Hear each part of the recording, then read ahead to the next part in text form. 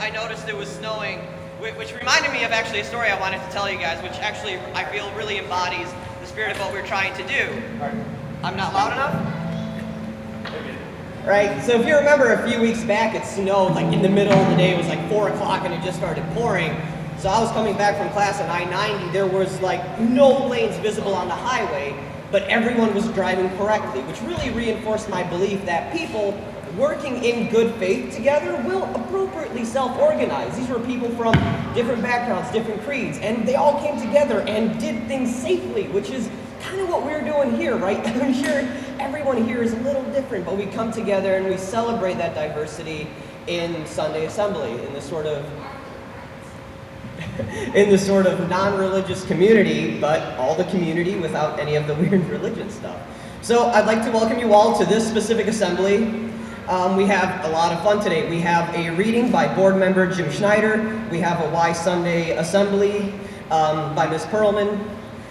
It's going to be a great fun. We have a great set with the band. I would especially like to welcome our keynote speaker, Kimberly Veal.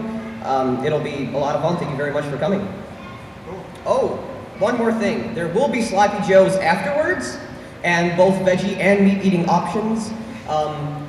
We asked for book donations. Those are all the way in the back. Thank you to the individuals who brought like an entire table's worth. Thank you so much. We don't have to go for this one. All right, quickly. We try to do as many sing-alongs as possible at Sunday Assembly. This is certainly the song we chose that would be the easiest to sing along to. This is Happy by Pharrell. All right, so I want to hear people clapping. If you feel like dancing, feel like getting up, if somebody next to you think they're being annoying and singing along, and you try to stop them, they are authorized to just slap. That's about it. Sing, it's a celebration. Ready? We're promoting violence here. That's what Sunday Assembly is about. All right, ready? 1, 2, 1, 2, 3, 4. Let's see crazy what I say. Let's touch his head, take a break.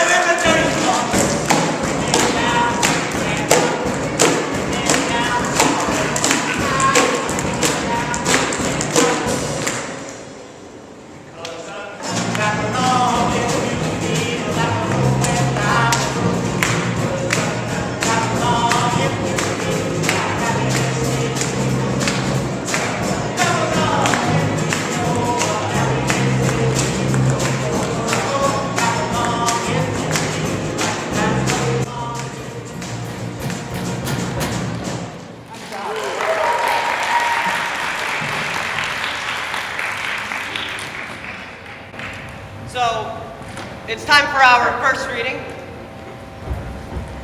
It's time for our first reading by board member Jim Schneider. He will be reading a selection by, oh wow. Neil deGrasse Tyson. Yes. Thank you so much for picking up for my incompetency. No. Yes, it is a selection from Neil deGrasse Tyson called The Perimeter of Ignorance. It's more fun than it sounds. Writing in centuries past, many scientists felt compelled to wax poetic about cosmic mysteries in God's handiwork. Perhaps one should not be surprised at this.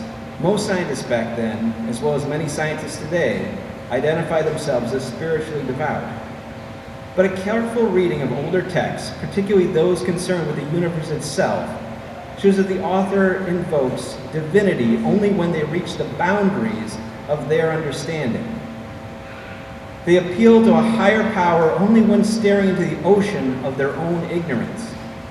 They call on God only from the lonely and precarious edge of incomprehension. Where they feel certain about their explanations, however, God gets hardly a mention. Let's start at the top. Isaac Newton. He was one of the greatest intellects the world has ever seen. His laws of motion and his universal law of gravitation, conceived in the mid-17th century, account for the cosmic phenomena that eluded philosophers for millennia. Through those laws, one could understand the gravitational attractions of bodies in a system and thus come to understand orbits. In the Principia, Newton distinguished between hypothesis and experimental philosophy and declares, hypotheses, whether metaphysical or physical, whether of occult qualities or mechanical, have no place in experimental philosophy. What he wants is data, inferred from the phenomena, but in the absence of data, at the border between what he could explain and what he could only honor, the causes he could identify and those he could not, Newton rapturously invokes God. Eternal and infinite, omnipotent and omniscient, he governs all things and knows all things that are or can be done. We know him only by his most wise and excellent contrivances of things and final causes. We admire him for his perfections, but we revere and adore him on account of his dominion, said Newton in Principia. Today's secular philosophies call that kind of divine invocation the God of the gaps, which comes in handy because there has never been a shortage of gaps in people's knowledge. As reverent as Newton, Huygens, and other great scientists of earlier centuries may have been, they were also empiricists. They did not retreat from the conclusions their evidence forced them to draw, and when their discoveries conflicted with prevailing articles of faith, they upheld the discoveries. That doesn't mean it was easy. Sometimes they met fierce opposition, as did Galileo, who had to defend his telescopic evidence against formidable objections drawn from both scripture and common sense. There may be a limit to what the human mind can figure out about our universe. But how presumptuous it would have been for me to claim that if I can't solve a problem, neither can any other person who has lived or who will ever be born. Suppose Galileo and Laplace had felt that way. Better yet, what if Newton had not? He might have solved Laplace's problem a century earlier, making it possible for Laplace to cross the next frontier of ignorance. Science is a philosophy of discovery. Intelligent design is a philosophy of ignorance. You cannot build a program of discovery on the assumption that nobody is smart enough to figure out the answer to a problem. Once upon a time, people identified the god Neptune as the source of storms at sea. Today we call these storms hurricanes. We know when and where they start. We know what derives them. We know what mitigates their destructive power. And anyone who's studied global warming can tell you what makes them worse. The only people who still call hurricanes acts of God are the people who write insurance forms. And with that, I think Neil deGrasse Tyson was trying to tell us that we shouldn't take any problem, any concern, and say, this is an unsolvable problem, this is a greater mystery. Not just that it's a mystery, but it's a mystery that no one will ever figure out or could. Thank you so much.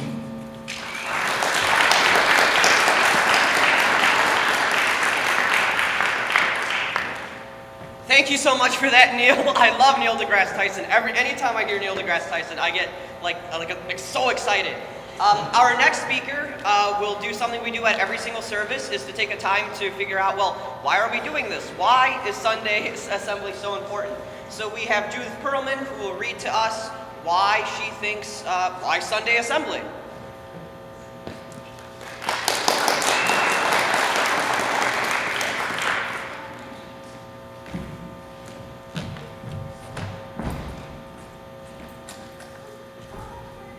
Well, my mom was raised as a conservative Jew, and my dad was raised Orthodox. When they were newly married, they established a Reformed Jewish household, and they participated in the establishment of a Reformed Jewish synagogue nearby. Because Mom was Jewish when I was born, according to Jewish law, I am Jewish. When I was a toddler, my mom had a really bad year. She was hospitalized and treated for the wrong illness, got pregnant, learned that her father was very ill and was going to die, and about a week after my brother was born, my grandfather did die. It was hard on her. And she renounced any belief in a God. She talked to us about how there was no God, that stories about God were mythology, a big lie, and the Bible was pure mythology. She talked about Madalyn Murray O'Hair, a famous atheist, and praised her efforts. When we asked about the natural world around us, Mom gave us the current accepted scientific explanation and would cheerfully haul out her microscope and give us a closer look. She subscribed to Science Newsletter and Scientific American magazines and encouraged us to read and understand both. When my mom renounced Judaism, my father stopped talking about his religious beliefs. I had no idea that he still felt Jewish until years later when my second husband went through a conversion process. And Dad gave him all the family's treasured religious items that had been sitting in storage. Growing up, my siblings and I wanted the same thing that all our schoolmates got, with presents for Christmas and Hanukkah, and we didn't want to be left out. So my parents set up a menorah and we lit candles and we got presents, but it was a very secular Hanukkah indeed. When my sister and I realized that everyone else around us got to go to Saturday or Sunday school, we felt left out of that as well. I can look back now and see that while my mom was a bit reluctant, Dad was happy to make the arrangements for us. I lasted barely a month before I got fed up in disbelief with what we were supposed to be learning. My sister lasted a month longer because she got cast as Queen Esther in the Purim play, and not even having to learn myths as reality was going to keep her off that stage. After that, we acknowledged being Jewish only by birth. My first husband was raised Jewish, but really didn't believe in it. We did the holidays going to temple with his parents because it was expected of us. After divorcing him, I continued to see the marriage counselors we had consulted so I could learn how not to repeat my mistakes. They were familiar with behavioral modification and used it and other techniques to help me to learn to identify my own feelings and to read the feelings of others. And I began to learn the social skills that enabled me to take greater control of my life. They taught me one additional thing, that if I didn't decide what I wanted for myself, that someone else would be happy to decide for me, and I would be giving them control of my life and would be an emotional slave. At that point, I was really starting to feel as if I was missing something. I took improv classes in Chicago, which was a great deal of fun, and is the main reason why I'm able to tell you my story and not faint. I learned a great more of my social skills there, but I was lonely. My coworkers went to church or temple or other faith meetings, but I had nothing. There was just not a lot for me to do socially if I didn't at least pretend to believe in God, at least not in McHenry County. After flailing around for a time, I discovered and got involved with the only synagogue in the area, the McHenry County Jewish Congregation. Because there were not enough Jews of any particular subgroup in the area, all of the active Jews in McHenry County banded together to make a single congregation. Everything was run by members of the congregation. Sound familiar? Different people would take turns organizing the services according to their flavor of Judaism and the traditional readings for that week.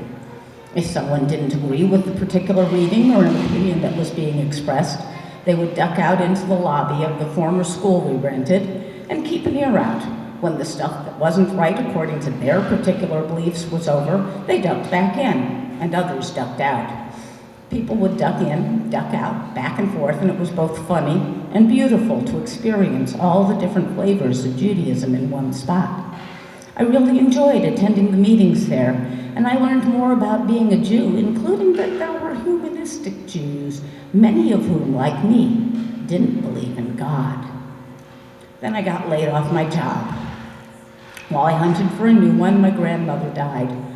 When I got a small inheritance from her, I used it as a down payment to buy some rental property in Evanston, close to where I grew up. I met my second husband there. Literally, he was an illegal sublet in my basement apartment. Clark was looking for a Jewish woman because he wanted to convert from Christianity to Judaism. As a child, he had been tortured by living with two nominally Christian alcoholics who fought each other physically and who destroyed all the holidays he hoped to enjoy.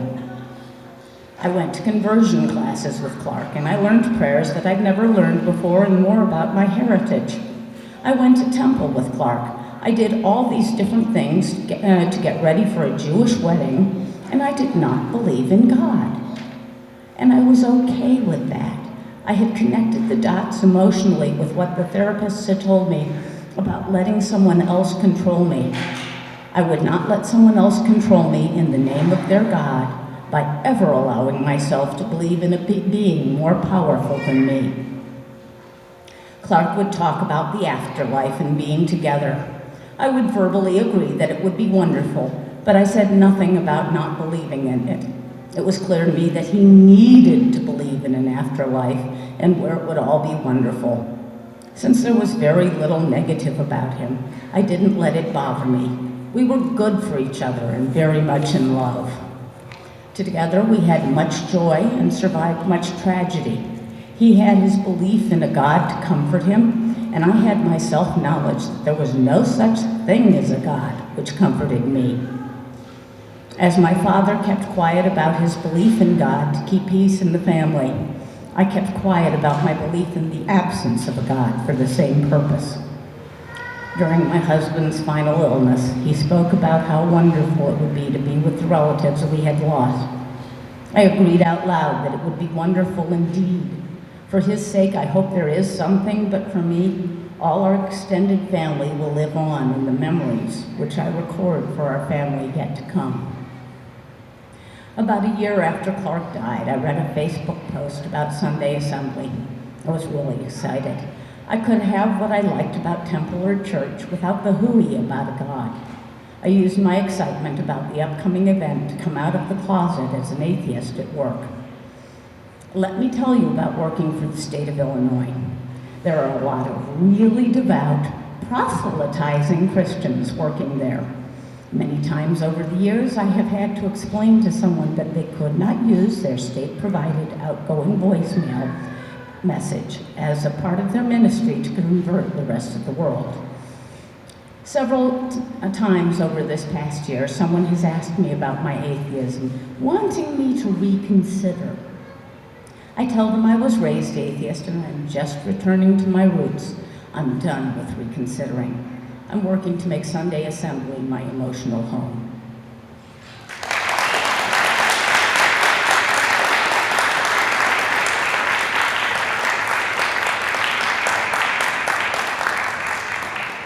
Thank you so much for that, Judith. It was, if any of you have something that you would like to say why you're here at Sunday Assembly, there's a sign-up sheet in the back. We need volunteers to do readings, to talk about why Sunday Assembly, to usher, to Emcee.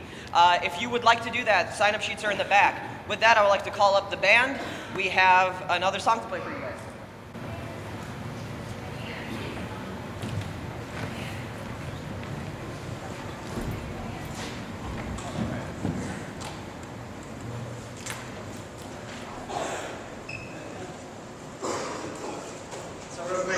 The story first. When we did Happy, our plan was, when we were practicing this, anytime anybody wasn't grinning really comically, we were going to stop the song. But our drummer, Emcee, has a frowny face, so we were going to put this on him during the song.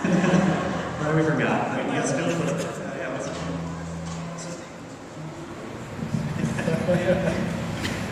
So this next one's a Sam Cooke song. We learned kind of late in the week this week that Sam Cooke was born in Clarksdale, Mississippi, but shortly afterward he moved here to Chicago and grew up here. So this is both a beautiful song and a potentially interesting window into the Chicago experience.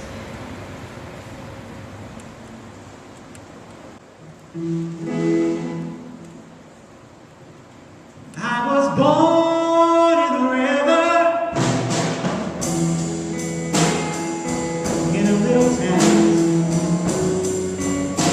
just like that river I've been running ever since. It's been a long, long time coming, but I know a change is gonna come.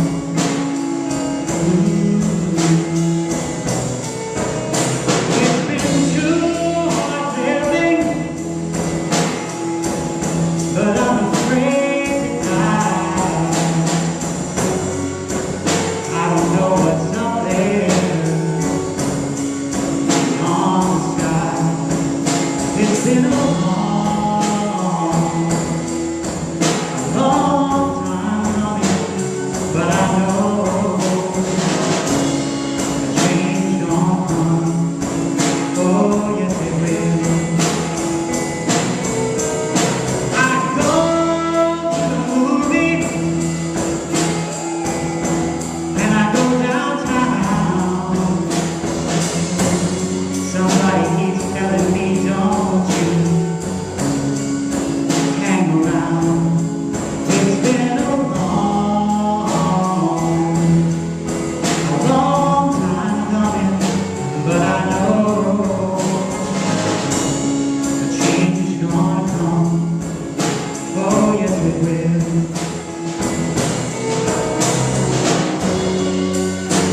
Then I go and talk to my brother. I said, brother, help me please. But he winds up knocking me down, down on my knees.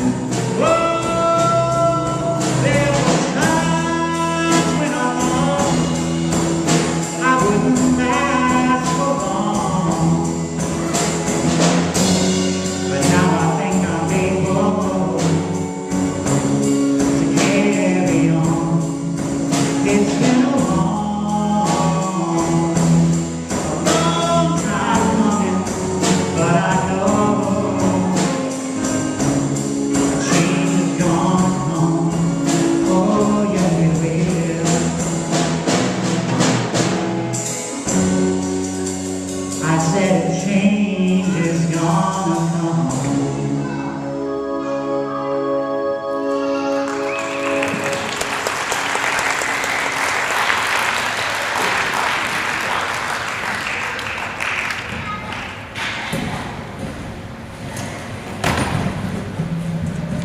So with that, it's time for me to introduce the ever so awesome Kimberly Veal.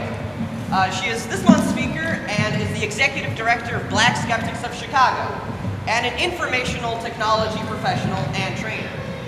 Her goals include working toward incorporating information technology in underserved communities by helping to provide career training, developing program, goods and services, and a resource center that will encourage and motivate the youth to utilize their talent to create new opportunities. As the executive director of Black Skeptics of Chicago, she seeks to create solution-based support to underserved communities. Expansion and support of the minority community of non-believers is a major component of the multi-tiered scope of the work that she has developed, facilitating cooperation, motivation, and support of the community to actively work to bridge relations and make positive change, regardless of race, sex, gender identity, or roles. Belief systems and socioeconomic status is also a major component. With that, please give a warm welcome to Kimberly Veal.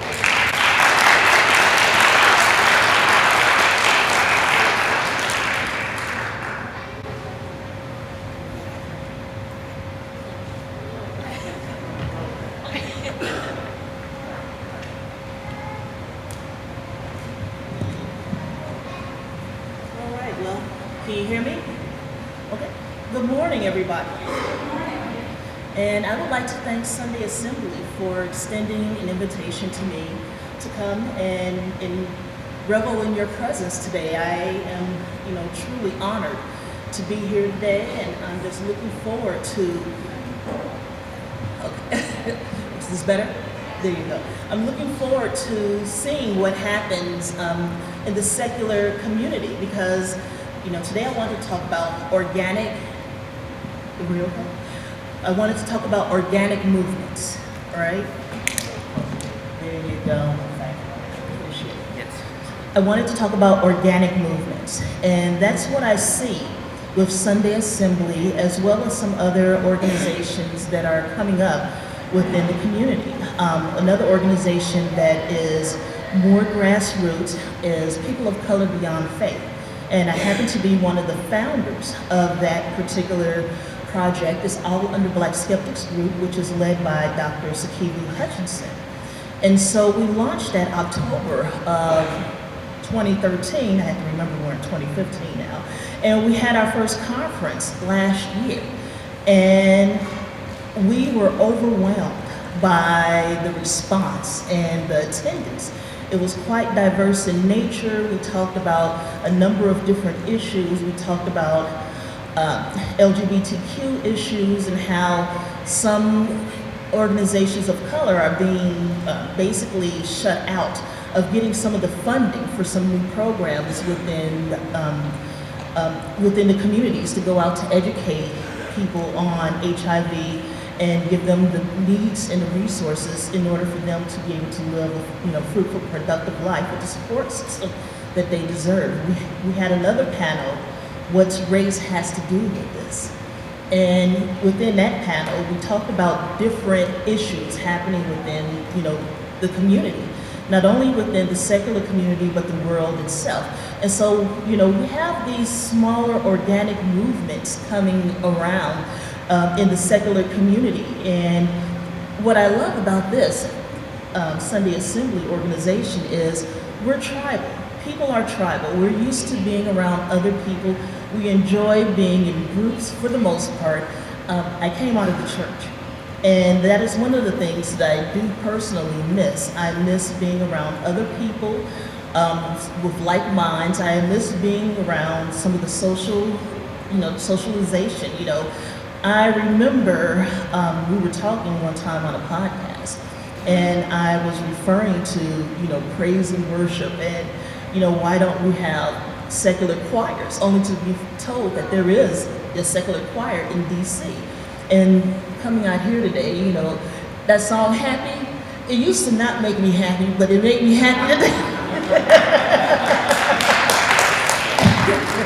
And so, this is absolutely wonderful. From my understanding, Sunday Assembly will be launching some social justice initiatives within the next couple of years. And so we're definitely excited about that because one of the things that I always say and convey to different people is that I'm an atheist, and atheism is not enough. Not having to get up on Sunday, not having to go to choir rehearsal on Tuesday, not having to have Bible study on Thursday. You kind of you make time out, you create slots in your life for those things. And so what we've been trying to do is create that type of environment within the secular community. So we've adopted a family. We adopted a family that was homeless, actually. And we made sure that they had, a great Thanksgiving as well as Christmas, although many of us do not celebrate those holidays, but, we're inclusive. If someone needs help, it does not matter what their ideology may or may not happen to be. And so I see, now that atheist community is growing, there's an evolution happening because 5 years ago, you never would have been able to convince me that a Sunday Assembly would actually happen, and to see this grow just like it was an idea in someone's head. And I'm just watching the evolution of the community. You have the Secular Therapy Project, which is much, much needed because I know when I left the church, and I came to the secular community. I really stopped believing when I was 11 or 12, but you still have to do as you're told, you know, to attend services. And plus, you know, every Sunday we would go out to eat, so why not ride for a free meal? And so, you know, we've adopted different families and we help people, we've connected people with resources. As a matter of fact, later on this year, we're making arrangements to work with Affinity, which is an LGBTQ organization in Chicago. We're going to do a seminar or a forum on domestic violence in the LGBTQ community. We went out last year and we plan to go out again for National HIV Testing Day, which is the latter part of June. And we're seeing all of this development in the secular community, even though we have some people telling us that it's mission drift. But what they have to understand is that different people have different needs. And that's one of the reasons why there are people in this community that, you know, strive for diversity. But when you're striving for diversity, you have to understand that there are different people that have different needs. So growing up in church, you know, various churches, because my mom was a church hopper. You know, we ended up in California at, Frederick Price's church, down in Atlanta at Creflo Dollar and Eddie Long's church. We did the mega church route, or the circuit, if you will. And so one of the things that I did enjoy was helping people in the community. And we're bringing this over here to this community with us because, again, you know, even with some of the, let's just say some of the mission drift, as is being called, there are still people within the secular community as a whole that have issues. They have issues and they have needs that need to be addressed. That is why I am one of the champions for Joe Zemecki down in Houston and Austin, Texas, in his outreach to the homeless community. And again, with the therapy project, you know, there are some of us that, you know, may need some extra help, because I know what it was like for me when I finally decided that I was going to be a card-carrying atheist. It's like you go through the 7 stages of grief every day for years. And I've met some people that are still kind of stuck in the angry stage. And so it's good to have therapists that are secular that you can, you know, talk to them about these particular issues, because I'm not sure about you, but I know with me, when I finally put all the pieces together and connected all of the dots, I was angry. I was like a lurking barracuda in murky waters, just waiting for a fight with believers. And once you come to that realization that, you know, people are people, we have more in common than not.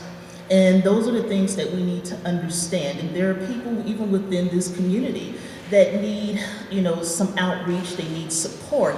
And having, you know, grassroots movements or organic movements like this here, you know, is very welcoming. I was talking to Jim and I was telling him about me being love bombed by the welcoming committee and how much I love that. And, you know, it's just absolutely wonderful, you know, knowing that, you know, once a month or so, you know, you're gonna get together with people and you're gonna get to sing and sit down and break bread together and talk about, you know, different things, not just about religion and why you don't believe in religion anymore. Because, I mean, you get tired of pontificating about, you know, what's wrong with the religious community. And what happened was many of us started expanding our horizons, if you will. And we started doing a comparative analysis. And I came to the realization that we're all human. We all have character flaws. We're all fallible. And there was once a time when I would attribute negative characteristics to religion. And after being in this community for so many years, I have learned that it's not about ideology, it's about the state of the human condition. Because I've done some comparative analysis with the believing community and the non-believing community, and there are so many different similarities. And trying to point this out to people, sometimes it's like, you know, herding cats. And I was telling Jim and Arthur about that earlier. You know, trying to get 100 non-believers in the same room and have 5 agree on an issue. It's like herding cats. And at the end of the day, all we were trying to do is figure out if we were going to get small or medium Dixie cups. And and it turns into a big debate. And so then, you know, we decided to get biblical. You just hold your hand under and someone will push the water and, you know, you take it that way, you know, natural. So it's just really interesting. But watching this community grow, watching this, you know, these movements, you know, growing and serving the needs of the people, because, you know, as Dr. Hutchinson said, atheism truly isn't enough. And so, you know, again, going out into the community, you know, helping with, you know, the homeless, domestic violence, HIV and AIDS outreach, even putting together forums in which we can sit down and talk about different things like race, which is a conversation that quite a few of us, we actually kind of run from it. But in this time, in this country, we have absolutely no choice but to face it at this time. You know, another organic movement that we're watching and we're seeing now are the mass protests across this country. And so it's just, it's a good thing. You know, there are some people who may not agree with the protesters and what they're protesting, but knowing that, you know, we live in a country in which we can discuss our differences and bring to question, you know, the status quo as we know, you know, this is a really good thing, and it encourages growth. And I've seen a lot of growth in myself as well as others, you know, being a part of this community. I like to, you know, make comparisons, and I say, what's happening in this community now, it feels like spring is right around the corner. And for those of you that have lived in Illinois for any number of years, we all know that the month of March is like riding a brand new roller coaster blindfolded. You just never know what's going to happen. You know, March 28th, you get a blizzard, and you just never know what's happening. And for some of us, you know, we're trying to keep it organic, but the first thing we do is go to Home Depot and buy a big bag of Miracle-Gro, right? As opposed to just tilling your own land. But what I'm seeing with a lot of different groups in this movement is people actually want growth. They want something different. They want to reach out to the community at large. And what I'm starting to see is more people are starting to reach out to the believing community.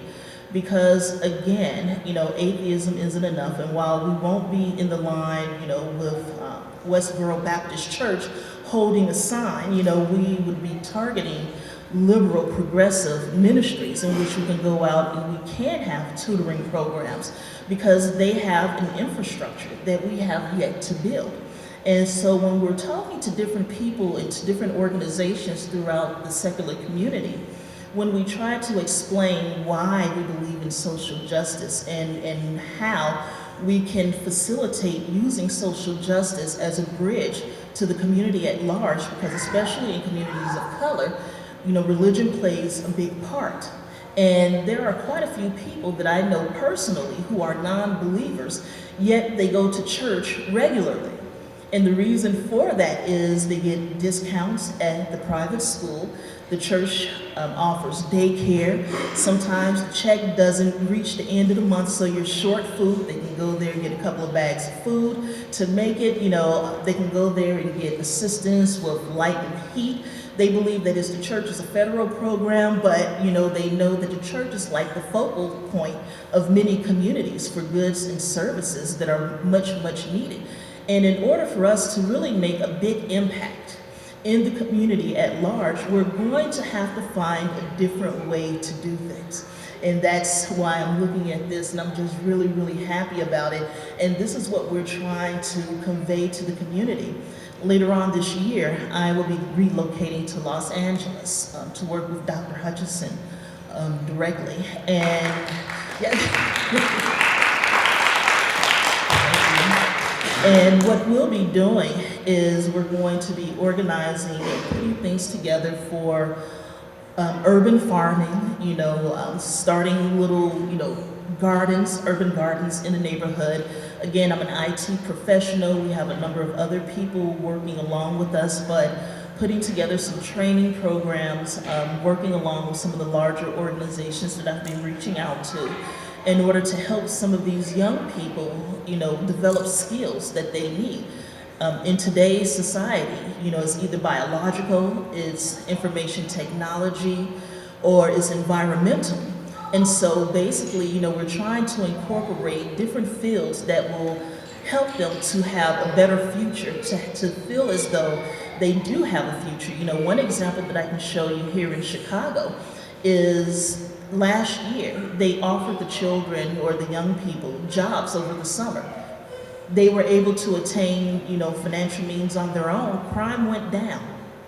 And these are things that we have to deal with, things that we have to face. But in California, we're going to do a number of things and, to help the community at large, but also to build, the secular community. We will have an office in which people can come in and get assistance with their gas and their lights, which will provide a couple of part-time jobs for people in the community.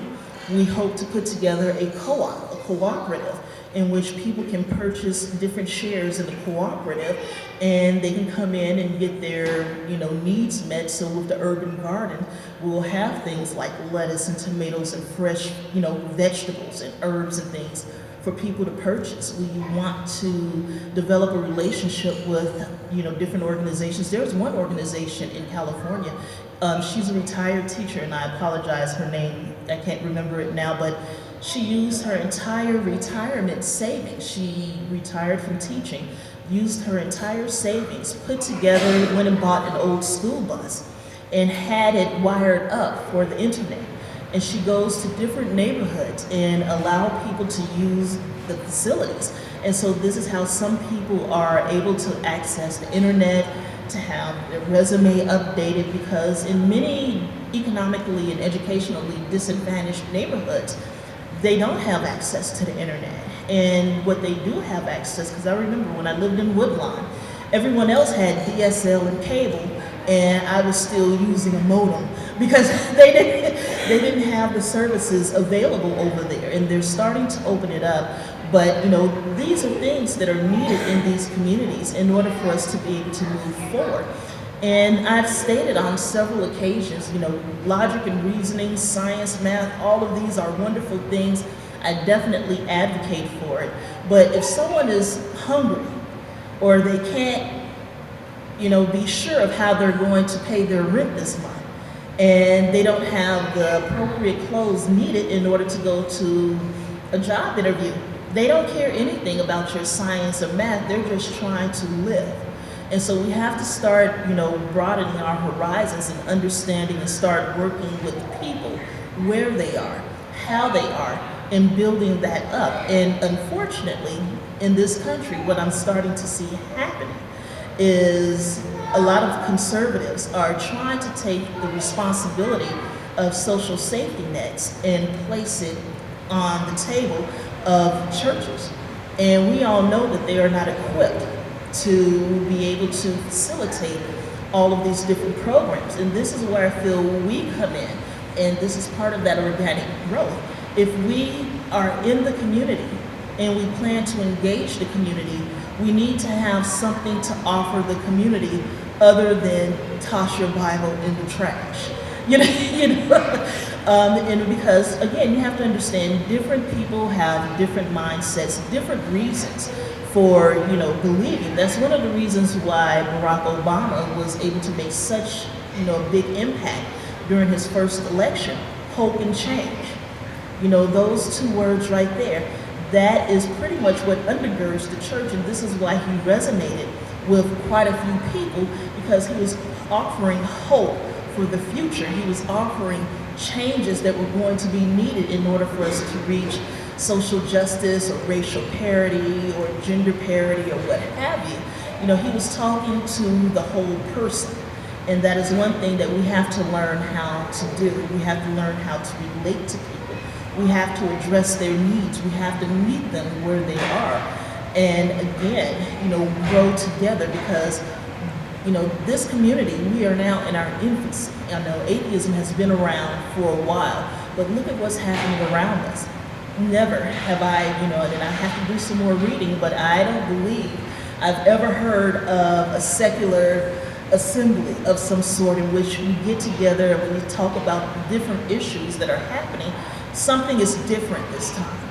And I feel that we need to build upon that. We need to reach out. We need to make it inclusive to not only non-believers, but believers as well. There are some, and people may not believe this, but, you have Christian humanists. You have Christian freethinkers. And you have some people saying, well, isn't that an oxymoron? No, it's not an oxymoron. There are quite a few people that want to do the right thing just because it's the right thing to do. And again, for many of us, we've been fortunate and we have some privileges. And I think it's better that, we extend those privileges and reach out, because there are a lot of people reaching out that need help. And at this point in time, I just don't believe that we can just continue to walk by and ignore them, because even if you don't want to address people outside of this community, there are more than enough people in this community that need help. I've heard some different people talk about different programs that they were trying to implement.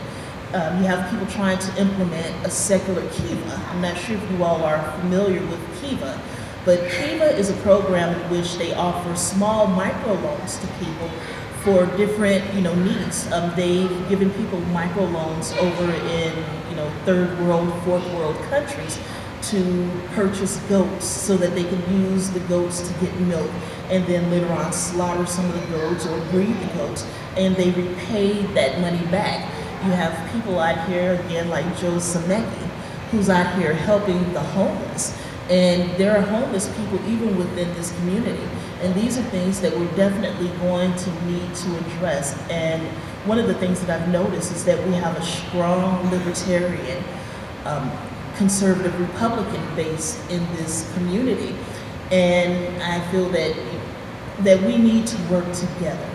There are a lot of liberals in this community, but you also have a lot of conservatives. And I believe that we can work together and put together a format, put together some programs that will benefit all, because again, the stereotype for an atheist, and you all are pretty much aware of this, cisgendered, heterosexual, well-educated, white male, wealthy white male.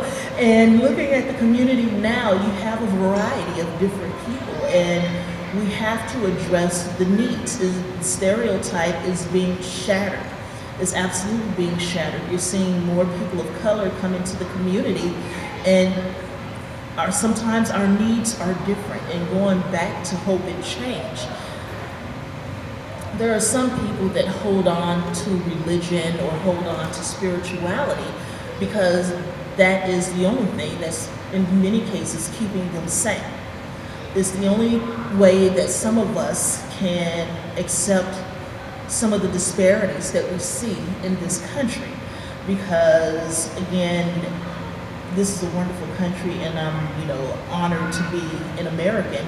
However, there are some issues that definitely need to be addressed, and this community is a mirror image of society. It's a microcosm, and what I feel about this community is that a lot of the issues that are here, if we can resolve and talk about these issues within this community, we definitely can go out of the community and work with different groups. But we have to start at home. And we have to start by acknowledging, a lot of these issues. Unfortunately, not too long ago, we had that massacre in Paris. And so we had a lot of people saying, "Je suis Charlie," and Freedom from Religion Foundation made a $20,000 contribution to Charlie Hebdo, which is absolutely wonderful. But you have people in, communities of color, and we're saying, "Je suis Rekia Boyd, je suis Trayvon Martin, je suis Michael Brown." And unfortunately, one of the things that I've noticed in this community is when the needs of community of color come up, some of the larger organizations, they tend to take a back seat or take a step back out of fear of addressing some of these issues. And then when they do address some of these issues, you have to read the comments. You have to read the comments, and it's, absolutely interesting. I'll just put it that way, because, one of the things that I've noticed in this community is you'll have people, and I was one of those people who had attributed negative characteristics to religion.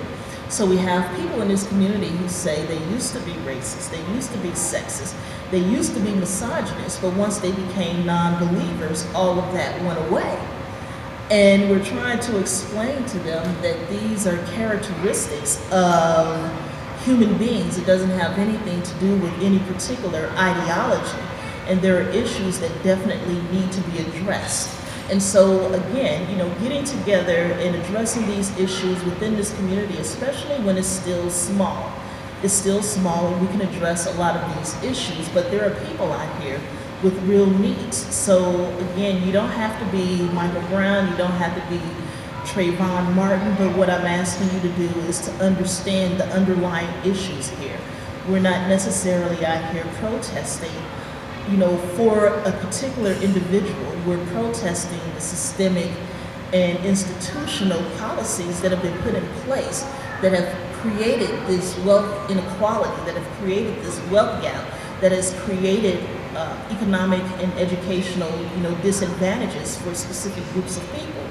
And I truly believe as a secular community that we can overcome a lot of these issues, that we can actually be a beacon of light, that we can actually get together and put forth and develop and cultivate solutions to help everybody and be able to roll that out into society at large, because again, this community is still very small. And I've met a lot of beautiful people in this community and looking forward to the growth, looking forward to being a part. We have people writing us all the time, asking for information, asking how do they live with, knowing that they're a non-believer, but their family will not understand or accept their non-belief, and especially young people. I see that we're appealing more to young people because the younger generations are more tolerant in one respect, and many of them are, about 30%, you have these different surveys, and so the number, vacillates there, but it's about 30% of young people have no belief in any type of deity.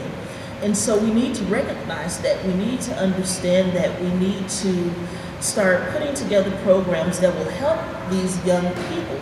Because again, with Occupy Wall Street, when that happened, several years ago, what was happening was these young people who were, young professionals, just graduating from college or on the way to graduating from college, and they started understanding the system that is built within this country, and understanding that they really did not have the same type of future that their parents had.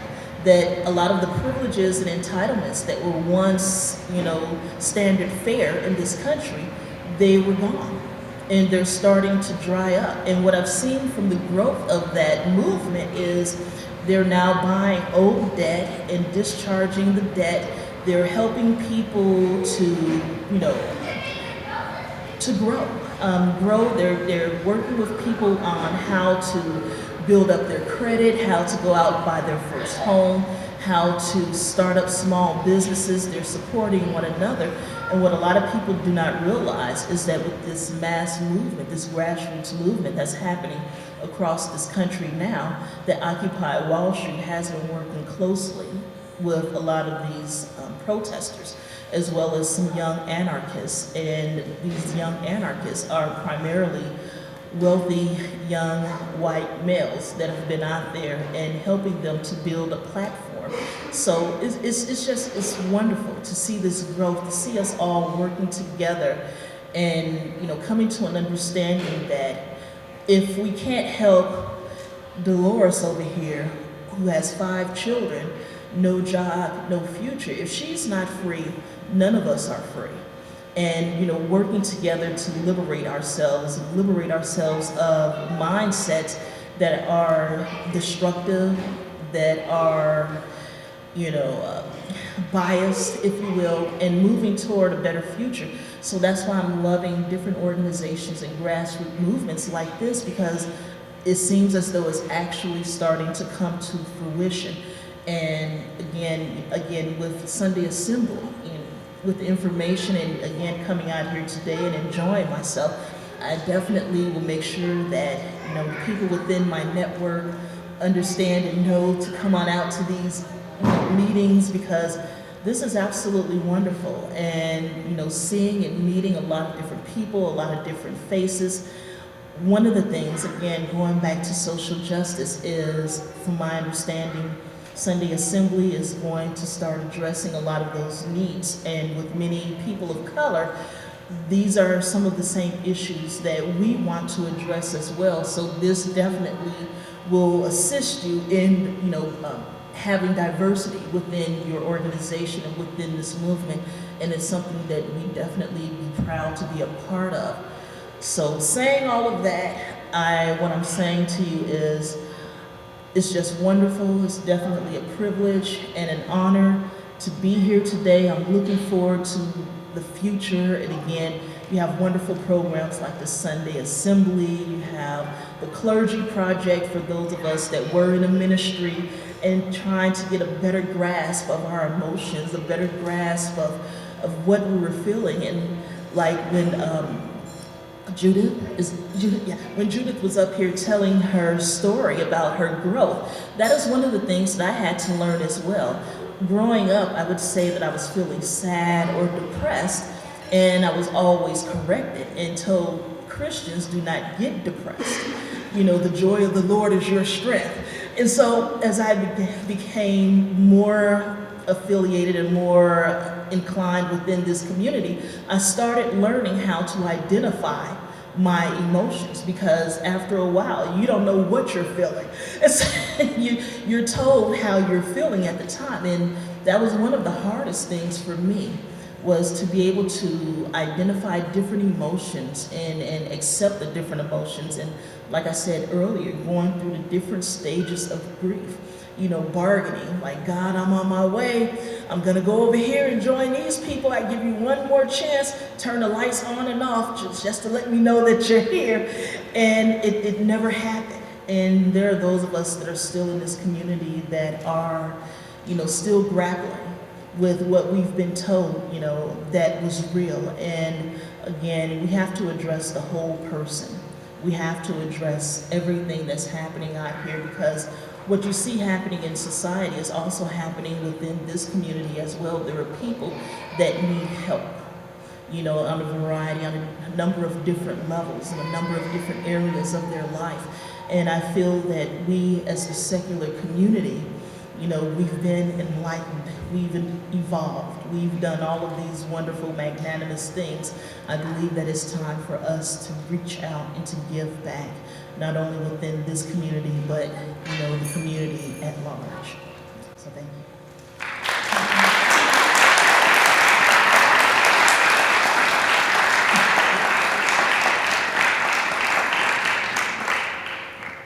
Will you be willing to take questions? Sure. Yes. Yeah, if anyone has any questions.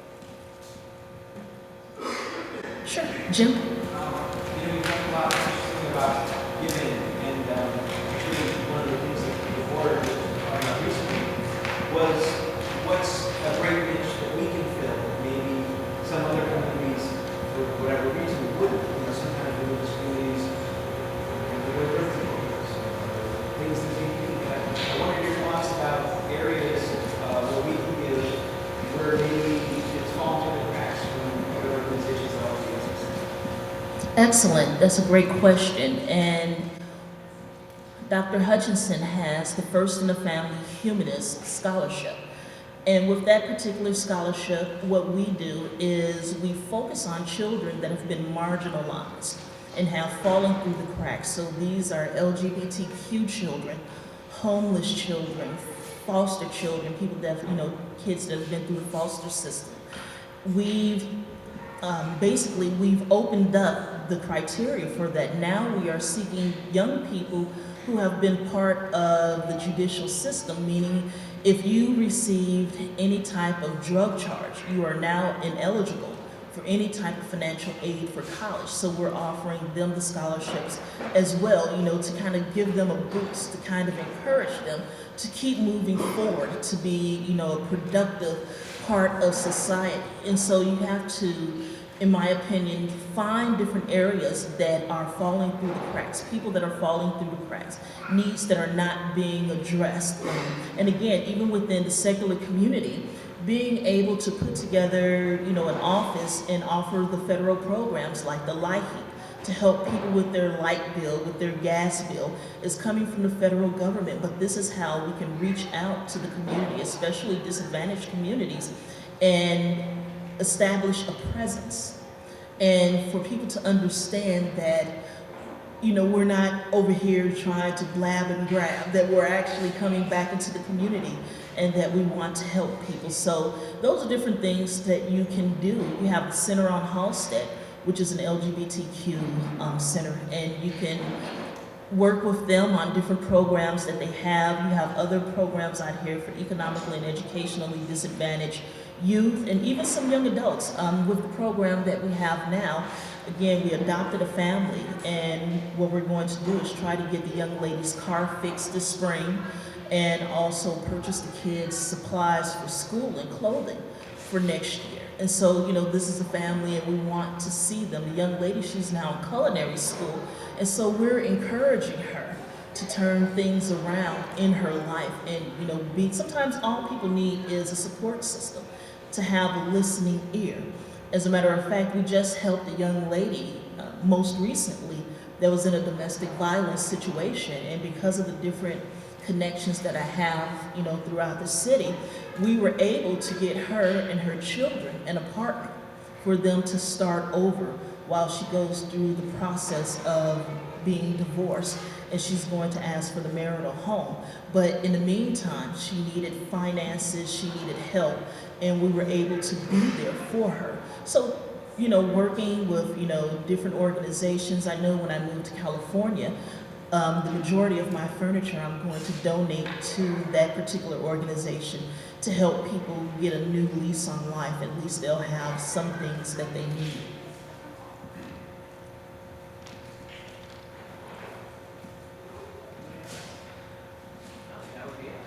That's it? Okay.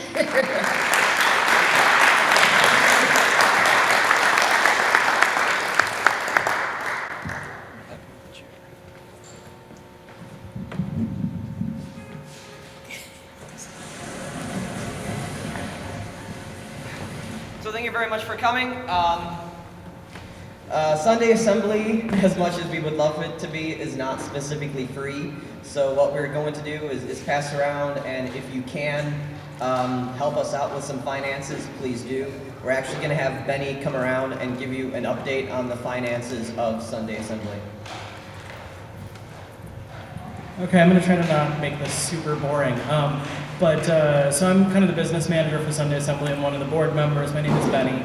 To give you guys kind of a basic idea of the reason why we're asking for donations, this space is not free. We really love working with the SRBCC. They're a fantastic organization, but we do pay $250 a month to be here. That's a great deal compared to the other places that we looked at, but it is definitely money. We also are, providing donuts, and some of the lunch food comes out of this as well.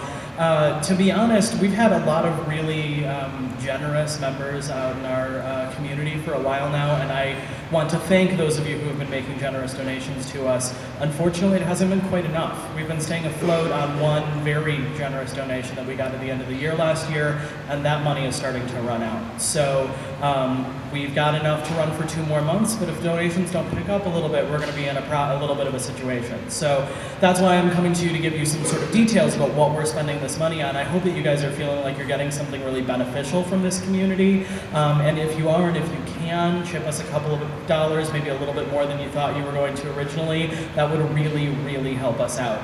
Luckily, there's multiple ways that you can donate. We can take cash today, we can take checks. Talk to me if you want to do a check. I can take your credit card on my fancy little doodad. And if none of those work for you, also we are going to be putting out the link to donate to us on PayPal, on our Facebook page, and via Twitter in the next couple of days. So keep an eye out there as well. So there are many different ways of giving us money. I hate having to ask for it, but it is what's necessary to have happen. So thank you very much. We're going to be coming around with a basket in a few minutes. And with with that basket, I'm sure you noticed inside the pamphlets there's a little slip in here with a whole bunch of questions and a survey. One of the questions, question number 3, uses the word smoop. A smoop is a small group. One thing we're going to start doing is organizing small interest groups that you can join to be even a greater part of the community, and there's going to be a lot of them. I will be starting an outdoorsy hiking group, and we'll be doing cool outdoor excursions. So that's going to be a thing that's going to come. So if you have an idea, please write it down, whatever you would like to see. Also on the back, there's an audience choice. We in the band, one of the most difficult things is actually not so much playing the music, it's more so deciding what it is we're going to play. So if you have an idea for a song that you would like us to play, please write it down and put it in the collections bin when you're there.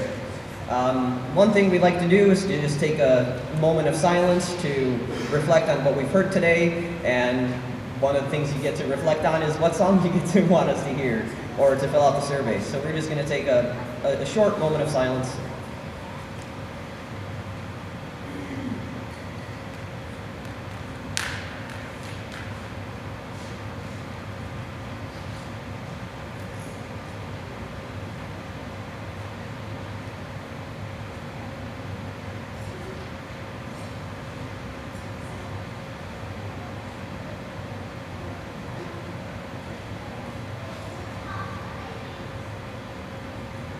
All right, so I'm not sure if it has come around.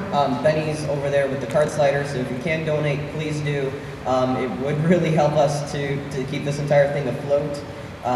We have an email list. You can sign up in the back. Once again, we really need volunteers to help us out, to MC, to usher, to do readings for us. That's also right by the name tags in the back. So I think that is all for today. We have one last song to play. This is where we all get up and say hi. Oh, that's right. Nice to be with you. So yeah, actually, so let's take some time. Let's hang out and meet the person next to you and see what happens.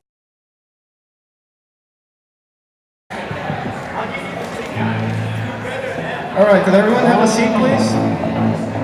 Or stay standing, that's fine. No, stay standing. We're gonna jam out right here.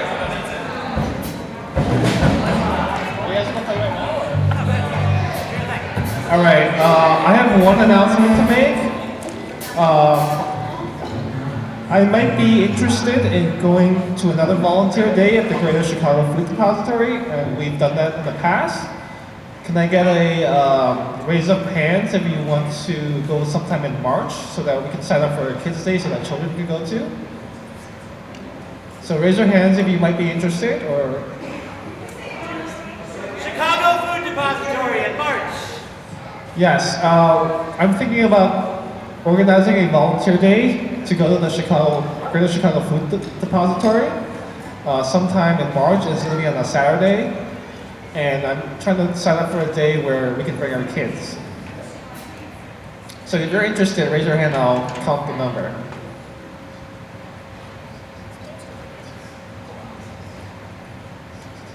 All right, I'll put you guys in and I'll add a few more so people can come.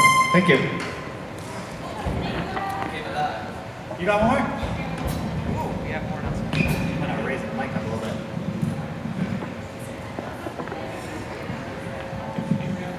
Thanks. Hi, everybody. My name is Jen. I'm a member of the Sunday Assembly, and I wanted to let the community know that I have volunteered for the Bob Fioretti mayoral campaign, and I've been doing some organization in the 30th Ward.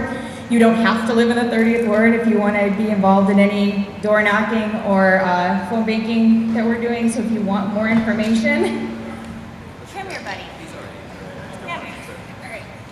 So if you want any information about the Fioretti mayoral campaign, feel free to see me after assembly. I'll be around for a few minutes. So if you want to connect, just give me your number and your email, and we'll hook up. Thanks. Okay. We advertised a guitar solo today. This is where we see the guitar solo. I wanted to dress up like Michael Jackson, but I have to play guitar, so I can't wear the one glove. And my wife tells me I'm not a hat person, so I can't do that. But whatever. I'll try and dance what I can.